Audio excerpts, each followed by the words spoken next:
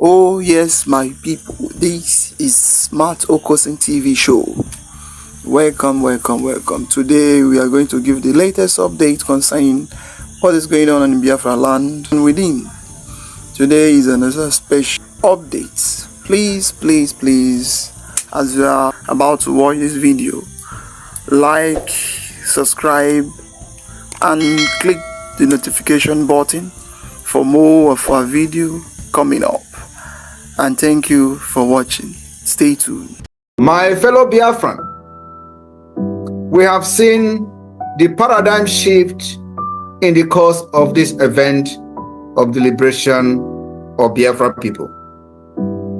As we continue to see the upsurge in the Usman Danfodio conquest, the expansionists are at it again, doing everything to infiltrate our land with repentant Boko Haram. This move will be resisted by the Biafra people and its forces.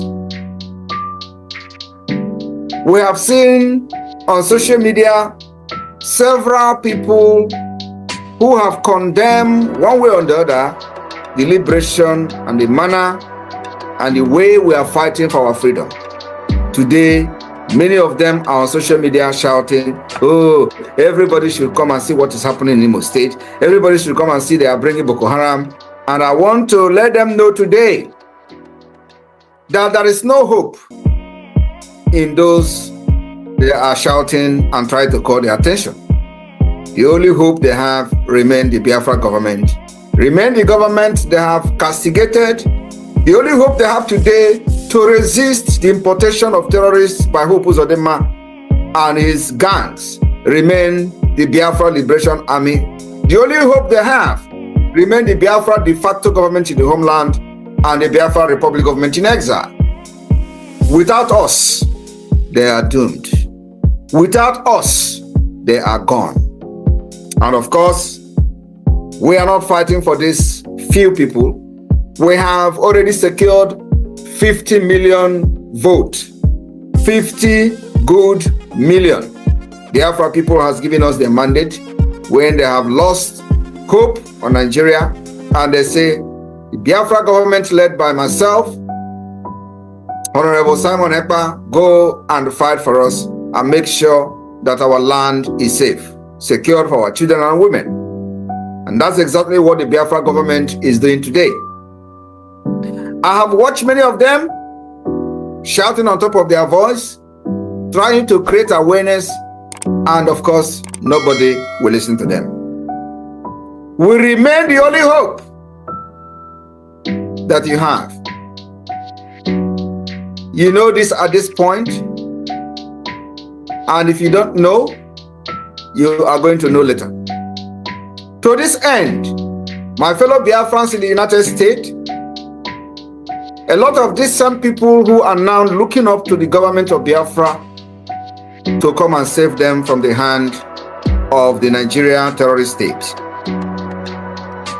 I would like to educate Biafrans who are yet to understand the approach we are using, the defense and defensive approach, which a lot of people understand as violent agitation.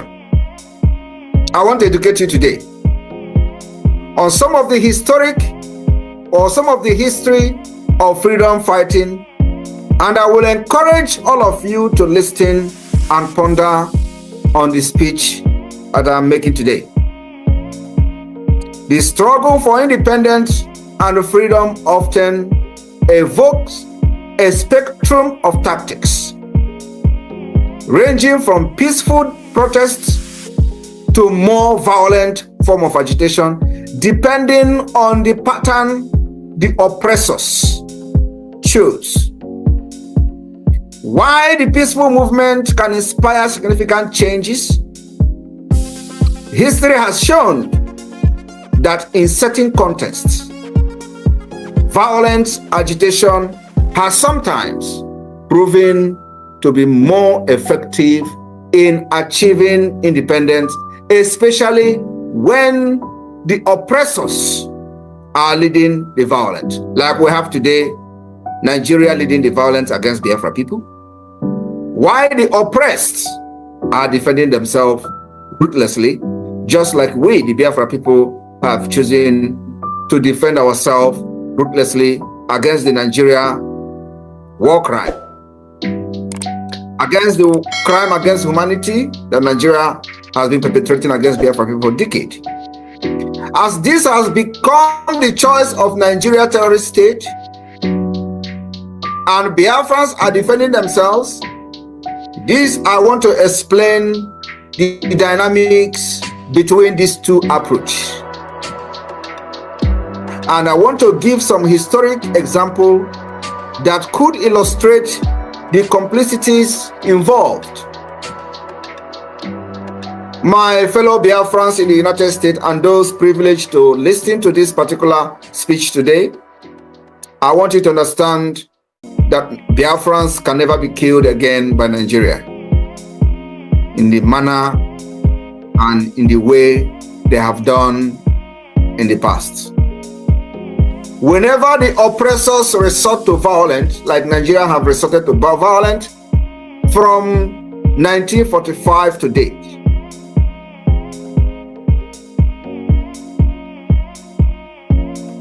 I want you to understand, and I want us to know the efficiency of violence agitation from historic perspective. How many people who faced even lesser than what we are facing today have defended themselves and used violence to get their freedom. Today, I am here in town hall with the Biafrans in the United States. For that reason, I will start from the history of the United States. The efficiency of violent agitation. The American Revolution of 1775 to 1783. The American colonies sought independence from British rule through a series of escalating conflicts. Initially, protests like the Boston Tea Party demonstrated the resistance to the British policy. The same British who are trying, even though they claim we have independence under Nigeria, it is never a reality. However, as tensions escalated, armed conflict became inevitable in America. The Revolutionary War ultimately culminated in independence, illustrating how violent struggle can serve as a catalyst for self-determination. The willingness to engage in welfare-galvanized support and unified separate colonial factions, leading to the successful establishment of a new nation that all of you are today, and I am having a town hall meeting with you in the United States. Let us look into the Haitians. The Haitian Revolution, 1791 to 1804. The Haitian Revolution is a stark example of how violent resistance can lead to independence. Enslaved Africans, Saint Dominic rose up against their French colonial masters in a brutal and protracted conflict. While other colonies were pursuing gradual reform, Haiti revolutionary leaders sought a Toussaint, emphasized armed rebellion as the means to achieve freedom. My fellow Biafrans, the successful revolt not only resulted in Haiti becoming the first independent Black republic, but also served as an inspiration for other liberation movements across the globe. My fellow Biafrans, I want to take you also to Algeria. The Algeria War of Independence from 1954 to 1962. In Algeria, the struggle for independence from French colonial rule was marked by extreme violence. The National Liberation Front employed guerrilla warfare and terrorist tactics against French forces. Despite the significant international condemnation and the harsh reprisal, the NLF violent campaign was instrumental in rallying nationalist sentiment and eventually led to Algeria gaining independence in 1962.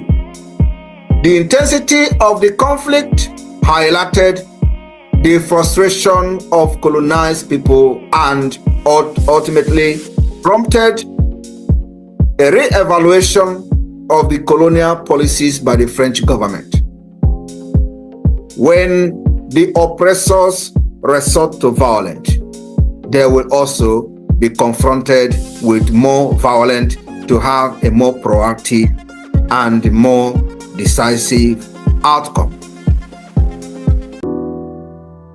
The Irish War of Independence from 1919 to 1921, following centuries of British rule, the same British, the Irish struggle for independence saw both peaceful and violent tactics, while figures like Daniel O'Connell advocated for no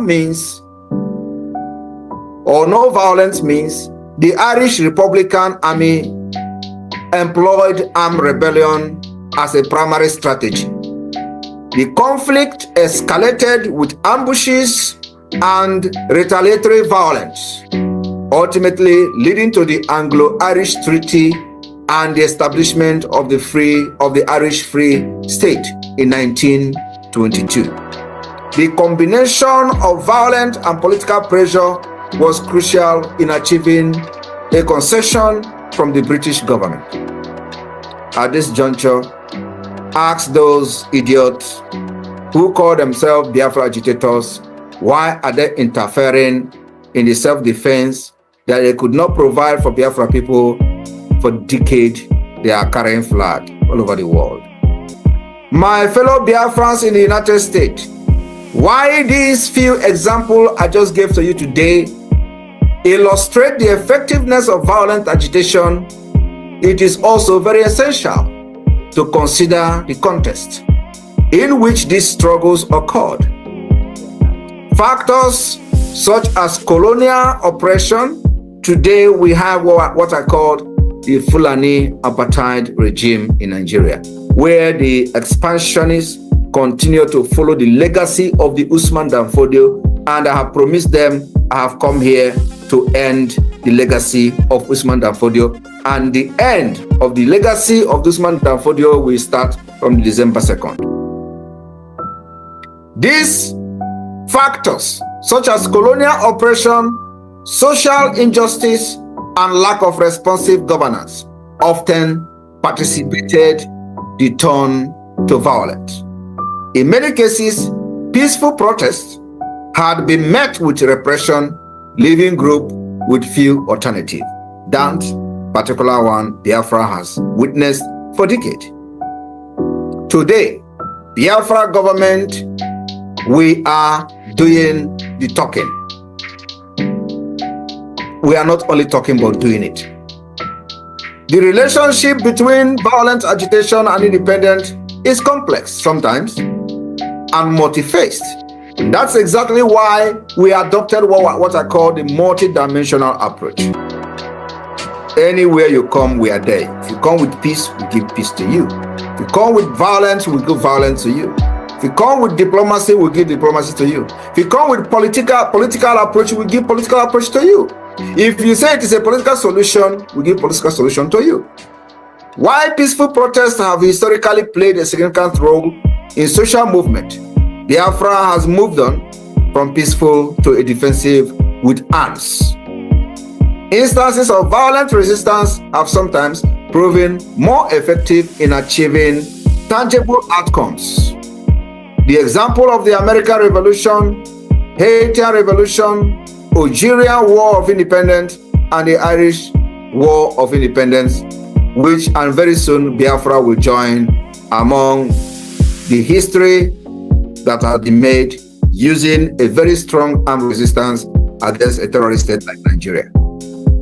I want you to understand that peaceful efforts are stifled when a terrorist is in charge of government, or when the ulterior motive of the government is against the will of the people. Then the peaceful effort will always be stifled. The drive for freedom can lead groups to resort to armed struggle. Ours will never ever be different.